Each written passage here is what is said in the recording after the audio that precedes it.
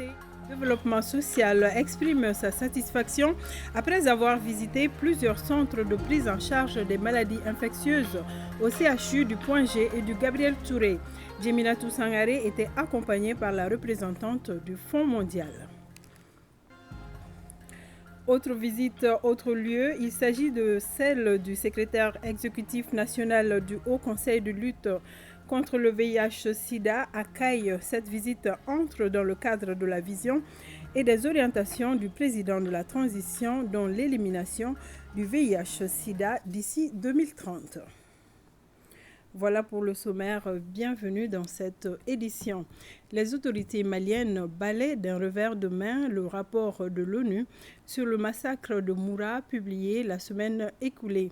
Le rapport accuse l'armée malienne et ses partenaires d'exaction.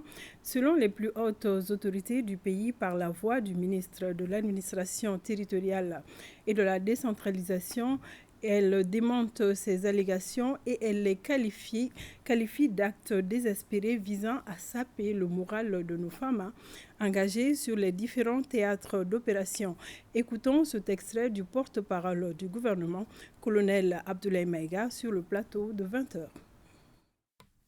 Au nom de nos plus hautes autorités, j'ai l'insigne honneur de donner lecture du communiqué numéro 052 du gouvernement de la transition, communiqué dont la teneur suit.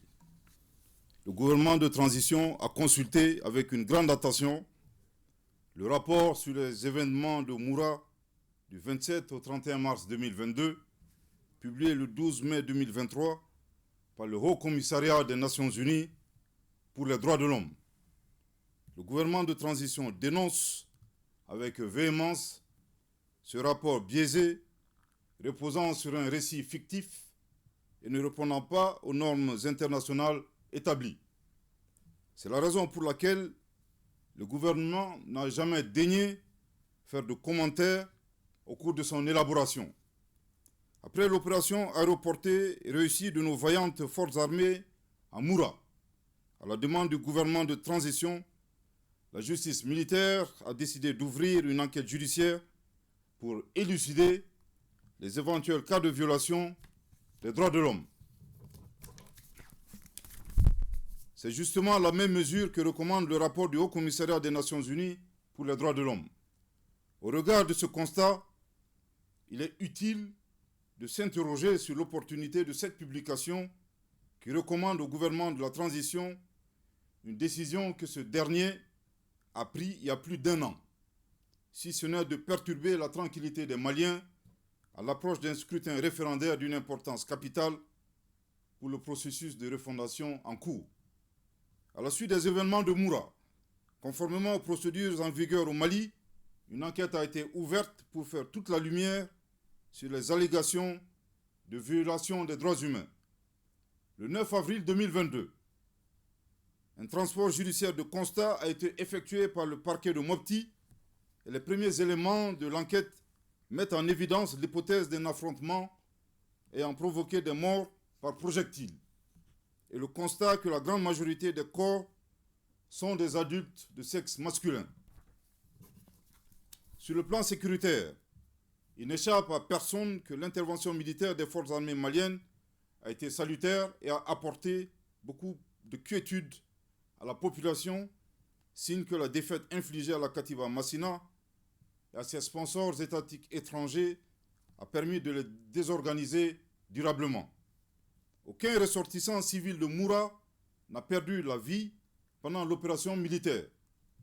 Parmi les morts, il n'y avait que des combattants terroristes et toutes les personnes interpellées ont été mises à la disposition de la gendarmerie de Sévaré.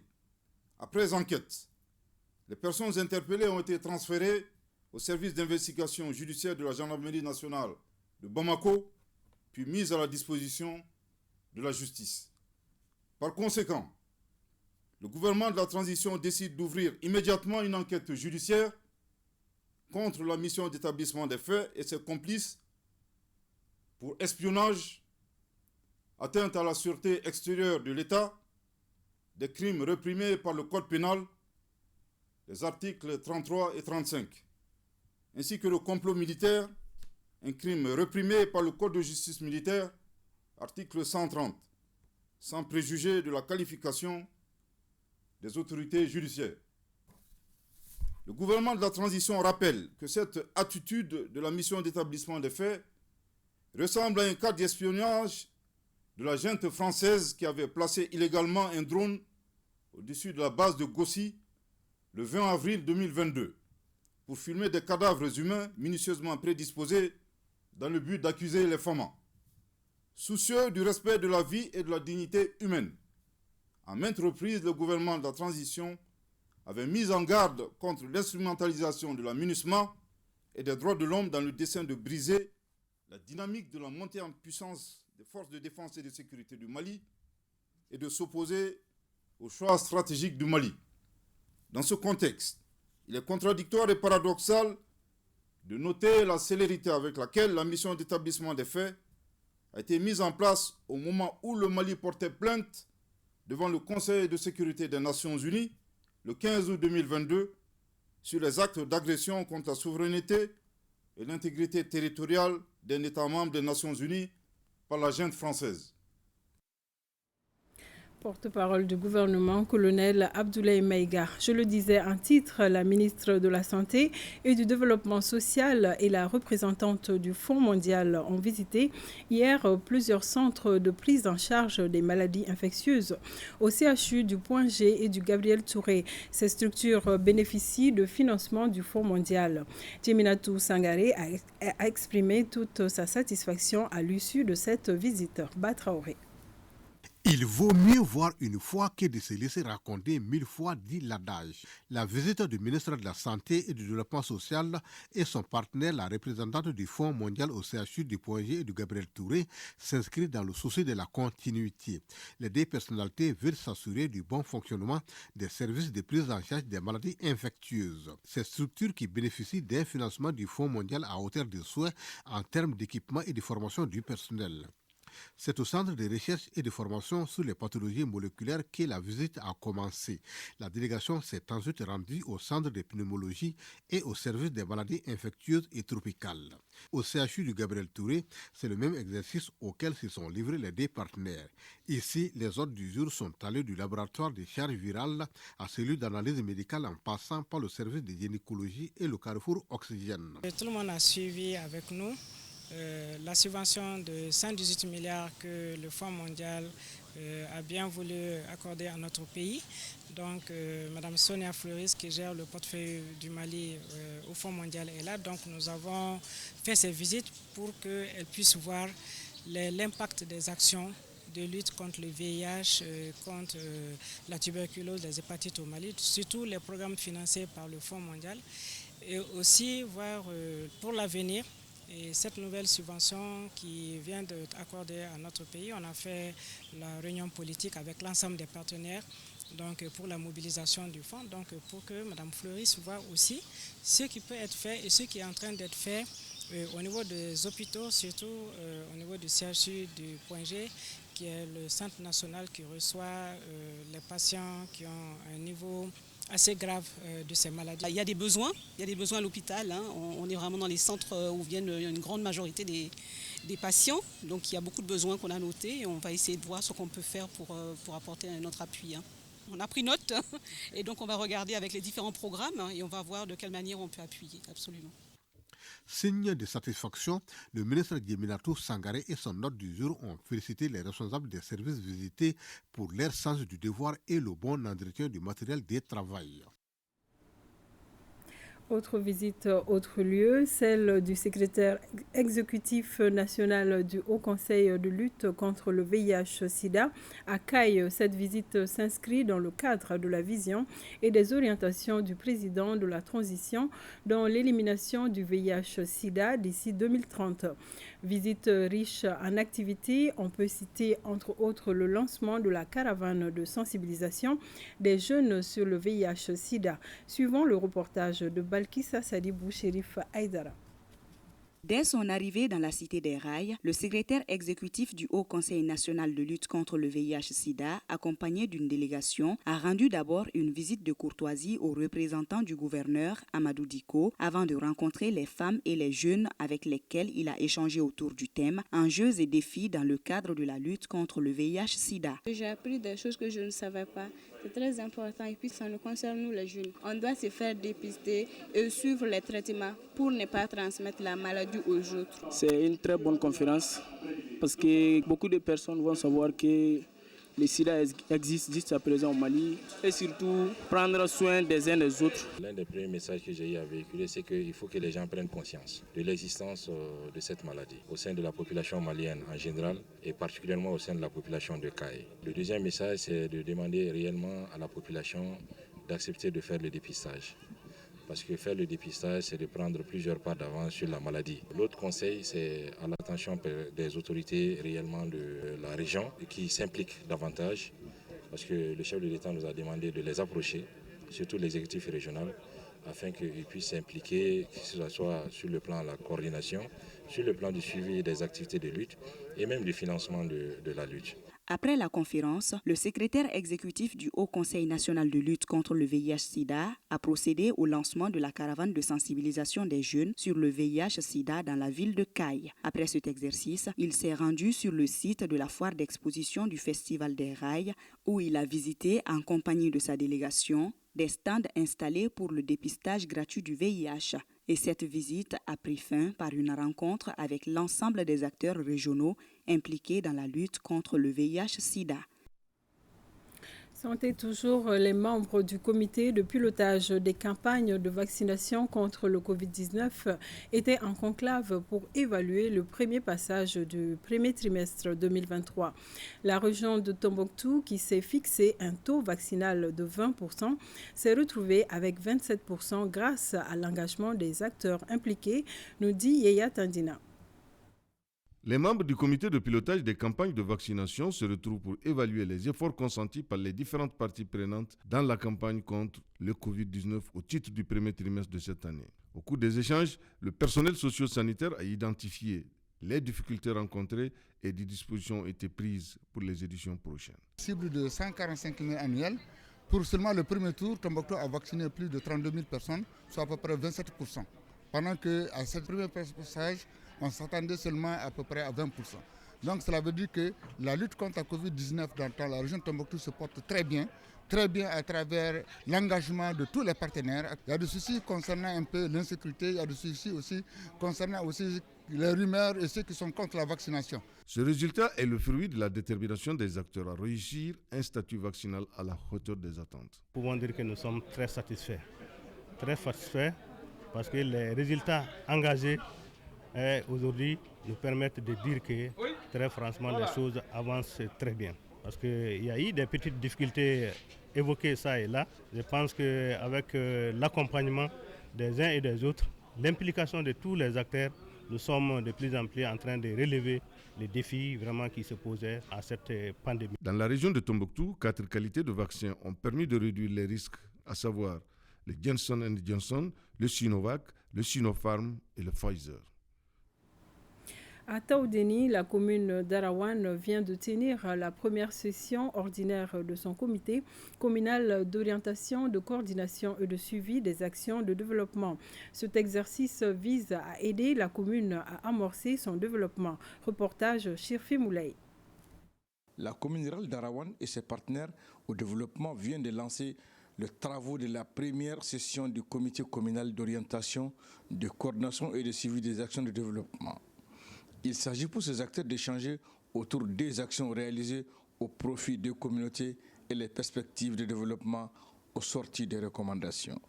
Pour la toute première fois, avec l'appui de la section Affaires civiles MINUSMA, nous tenons une session ordinaire. C'est la témoin de l'engagement de tous les responsables locaux à œuvrer dans un développement durable à Ronde. L'ONG Sefograd, à travers la MINUSMA, apporte son appui technique aux membres du comité. Nous espérons que dans les mois, dans les années à venir, que nous puissions encore aider Arawan à pouvoir organiser de tels cadres de concertation. Et si votre appui est important à un niveau ou à un autre, nous n'hésiterons pas à toucher soit le sous-préfet, soit l'autorité intérimaire pour nous aider à pouvoir acquérir des financements au nom de Arawan et à exécuter des activités au niveau de la commune de Arawan. La région de Taoudéni est une priorité des priorités. Et cette priorité, c'est renforcer l'autorité de l'État, mais également renforcer aussi les autorités intérimaires, les collèges transitoires, pour rendre des services aux populations. Cet exercice premier du JAR se donne pour objectif de mettre tous les acteurs au même niveau d'information afin que chacun puisse jouer sa partition. Un cadre regroupant toutes les forces vives et les sensibilités de la commune. La présente session ordinaire du comité est placée justement dans ce contexte. Le programme d'action prioritaire de la commune permettra d'accroître la production agricole pour assurer la sécurité alimentaire des populations, appuyer l'alimentation du cheptel et relancer les activités pastorales, créer et diversifier les activités génératrices de revenus. Les travaux de cette session seront sanctionnés par des recommandations pour une meilleure coordination des actions de développement sur le terrain. De Taoudéni, rendons-nous à la Venise malienne où l'Association pour la promotion de la femme et de l'enfant au Mali, APROFEM, et l'ONG Corded se donnent la main pour un plaidoyer pour la prise en compte de l'agenda Femmes, Paix et Sécurité dans le programme de développement social, économique et culturel PDSEC. Ils viennent de tenir à cet effet une journée de promotion de la résolution 1325 au niveau régional. Plus de détails avec Idrissa Keita. La promotion de la résolution 1325 au niveau régional pour la prise en compte de l'agenda Femmes, Paix et Sécurité dans les processus d'élaboration et d'actualisation des plans de développement au niveau local, c'est à cela que s'attelle l'Association pour la promotion de la femme et de l'enfant au Mali, APROFEM. Une journée de plaidoyer se tient sur ce sujet à Mopti. Notre pays est dans un processus de stabilisation, de relèvement pour une paix durable. Il est tout à fait normal que nous, en tant qu'organisation de la société civile, qu'on se mobilise pour que ce processus soit en tout cas le plus inclusif possible. Les échanges ont porté sur l'état de la résolution 1325 dans la région de Mopti, les enjeux de la prise en compte de la résolution 1325 dans les PDSEC, quelle stratégie? Les élus communaux se sont enfin engagés à travers des signatures pour la prise en compte de l'agenda Femmes, Paix et Sécurité au sein de leurs collectivités respectives. Nous sommes dans une dynamique de refondation, d'instauration d'un état de droit, de relèvement économique pour l'instauration d'une paix durable. Les grands chantiers à cet effet sont la nouvelle constitution, les échéances électorales en vue. Chacun de ces processus devrait s'interroger sur la prise en compte de la 1325. Cette journée regroupe une trentaine de participants venus des communes de Sokoura, Djaloubé, Uromodi, Koubaï, Salsabé et Mopti. L'activité s'inscrit dans le cadre du projet Jas Futur, un projet financé par l'ambassade du Royaume des Pays-Bas à travers Cordaid. Ici à Bamako, 235 étudiants de l'ENI ABT, École nationale des ingénieurs Abderrahmane Touré, bouclent leur cycle. Les nouveaux ingénieurs qui portent le nom du professeur Lamissa Diabaté viennent de recevoir leur diplôme de fin d'études. L'activité a pris fin par un panel avec comme thème « Ingénierie, levier principal de développement local fondé sur l'innovation et l'entrepreneuriat ». Fademba Keita.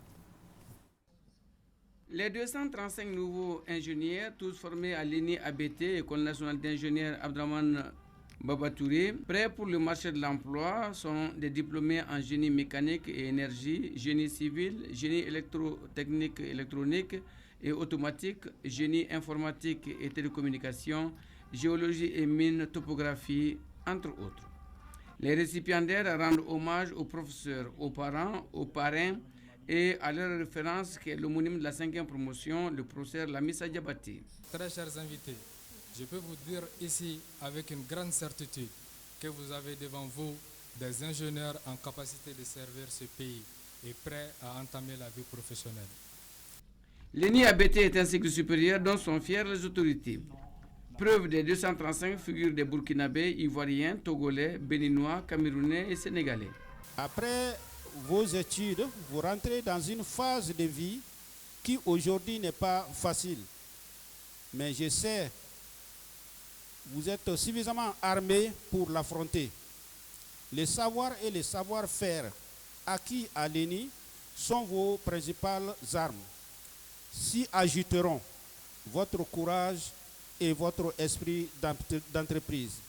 Dans la vie active, le parrain et l'homonyme de la promotion leur demandent d'être intègres, humbles, entrepreneurs et à la hauteur des attentes. Vous quittez la vie de l'école d'ingénieur pour affronter l'école de la vie. Et celle-ci est fortement semée d'embûches et les défis sont très nombreux. Je suis fort heureusement rassuré que les enseignements de qualité que vous avez reçus à l'ENI ABT vous aideront à relever les grands défis.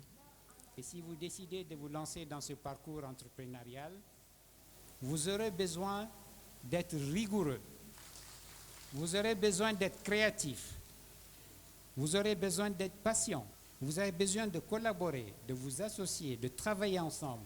Vous avez besoin d'être simple et humble.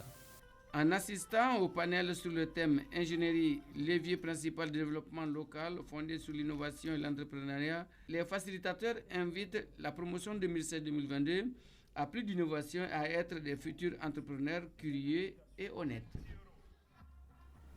Dans la cité des rails, Kadi Gueye, directrice générale des services de la CEMOS SA, est nommée femme de l'année par les initiateurs de l'événement Sigidor. Elle a reçu son trophée mercredi dernier dans l'enceinte de la société minière de Kaye Balkissa Sadibou Chérif Aïdara.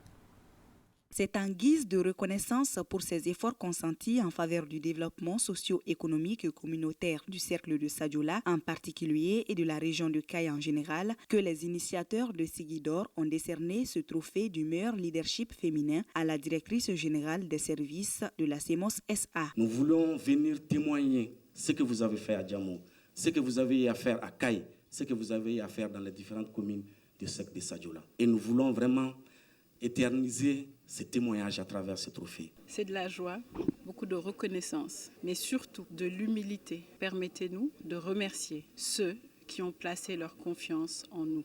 De remercier aussi ceux sans qui cela ne serait pas possible. La force de travail de l'entreprise CEMOS. Mais remercier aussi notre plateforme, notre soutien, notre communauté. Notre souhait le plus cher est que Sadiola perdure dans la paix, la prospérité et le développement, au-delà de CEMOS. Les travailleurs de la CEMOS SA, les femmes, jeunes, ainsi que les autorités coutumières et administratives de Sadiola n'ont pas tari d'éloges à l'endroit de celle que tous appellent affectueusement Maman Kadi. Dire que Kadi a été désignée meilleure femme 2022 dans la région de Kaye, dans le cercle de Kaye, n'est pas une surprise pour nous.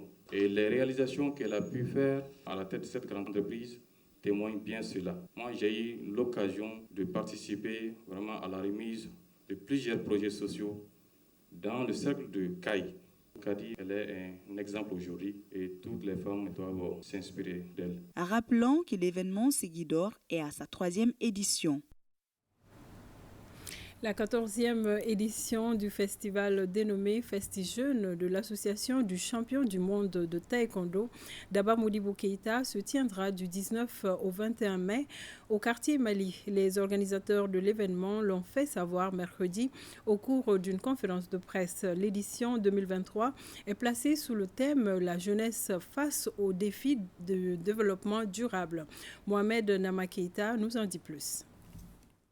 Depuis plusieurs décennies, l'association Daba Modibo Keïta ADMK œuvre pour l'épanouissement de la jeunesse malienne à travers l'organisation du FestiJeunes, un espace d'expression sportive et culturelle. À quelques jours de l'ouverture de l'événement, les initiateurs ont rencontré la presse pour expliquer le programme des 3 jours d'activité de cette 14e édition. Cette plateforme qui réunit cette jeunesse pour qu'ensemble, on puisse réfléchir sur les sujets d'éducation, des sujets de santé, des sujets de sport, de culture, d'art, un week-end, qu'on puisse se donner la main, qu'on mette toutes nos divergences de côté et qu'on essaie de travailler sur nos côtés positifs. Aujourd'hui, le Festival Jeune va réunir les meilleurs, la crème du sport, de la culture, de l'éducation, des formations. Plusieurs autres thématiques en lien avec les jeunes ont été présentées au cours de la rencontre, notamment les jeunes face aux défis du développement durable, thème de l'édition 2023 des Festus Jeunes. Développement durable ne repose essentiellement que sur la jeunesse. C'est la définition du développement durable qui nous ramène à 2 générations, celle qui est là présentement et celle qui doit venir après. Et donc, qu'est-ce qui est là pour faire le trait d'union? C'est bien la jeunesse. Les organisateurs du Festus Jeunes ont invité la population à une participation massive à ce festival qui s'ouvre ce 19 mai à partir de 15h. Point final à cette édition. Merci de nous avoir suivis. Bon dimanche à vous.